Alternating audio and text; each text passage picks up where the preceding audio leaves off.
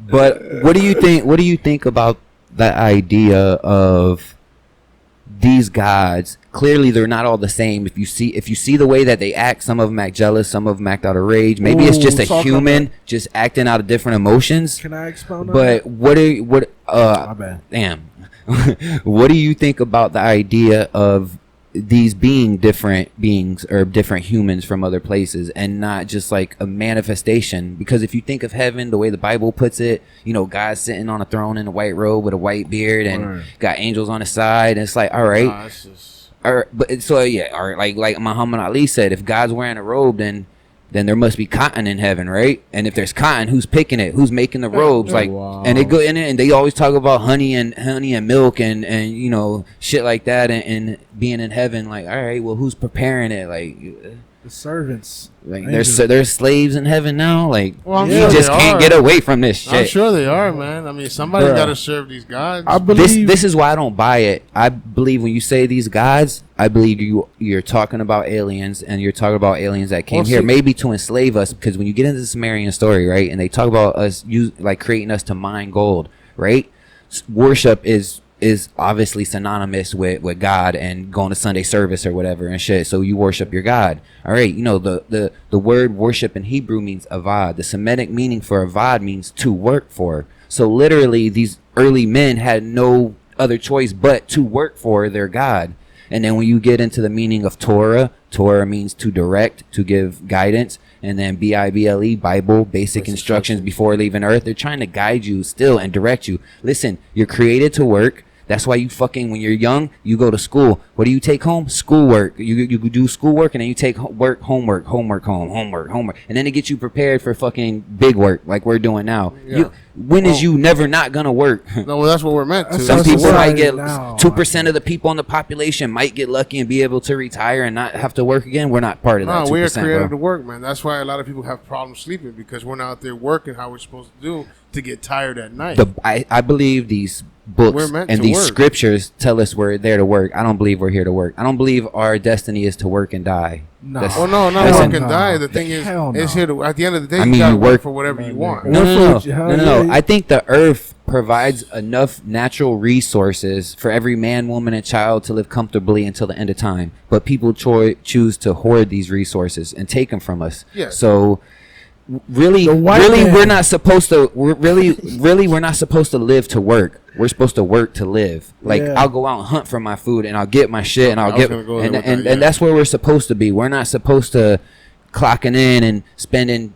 I mean, who created 40 hours a work week, and then 40 hours a work week, 24 hours in a day? You work 8 to 10 hours. You drive. Like a slave, you commute to work, which is some people 2 hours of drive back and forth. So that's like fucking 10, 12 hours right there. Then you got to sleep 8 hours. That's 20 hours. You got 4 hours to do what the fuck you want. Who put that process in place to give us only that much time? And that much time you're getting gas, you're shopping, you're paying bills. Right, you're doing your extra shit in your free time.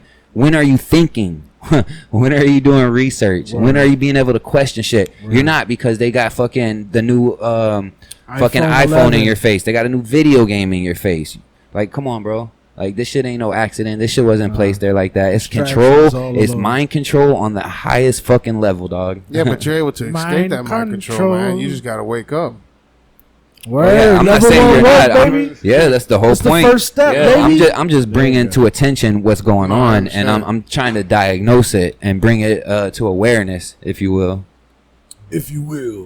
If you will. Put that shit in the L. But this is why I say these are different. These are different gods, and these are different people, and they're probably aliens. Because especially when you get into the book of Deuteronomy and Moses, that's not no kind, justice, loving, caring God that you're talking about. He's telling these people, go to this new land, take it, kill whoever's there if they try to fight you, rape the women, take the spoils, keep whatever girls you want as your wives. A lot of that stuff is twisted, so who knows if those are being... Bro, that's no God. That's no God that I'm... First of all, I don't get onto... I I don't fuck with any religion that makes me get on my knees. Second of all, I would never bow to a God that me as a human, as mortal person, no, I wouldn't do no shit like that, and I couldn't do no shit like that. And if I had the power, I couldn't command somebody to do no shit like that. But you're saying this God is telling you to do this, especially when all the firstborns, the plague killed all the firstborns in like Egypt and shit. Like, bro, there's no fucking way. That's not a God that I'm looking to. Characteristics for sure. And that's not divinity. That's so human. so there and that's human from maybe another fucking planet.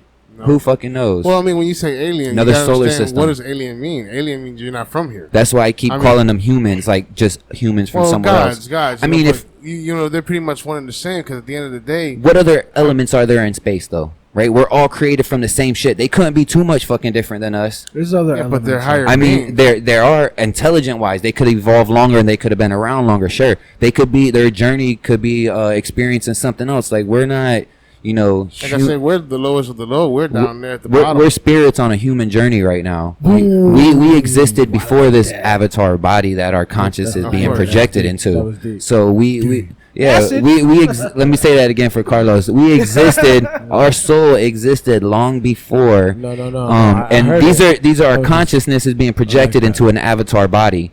Nikola Tesla was quoted saying that our bodies are receivers of energy, of consciousness, and there's an ultimate source out there that we can tap into. Scientists call it junk DNA. Later.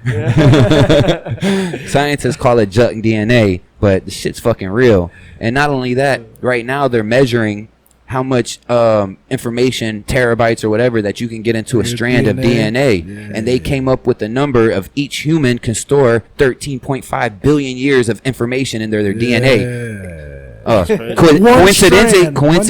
Coincidentally, that's how old the universe is. So I believe our souls were created when the universe was, and right now is just a certain cycle that we're going through. We're not permanent on Earth. We live and we die. We're not permanent. I believe we're here to learn.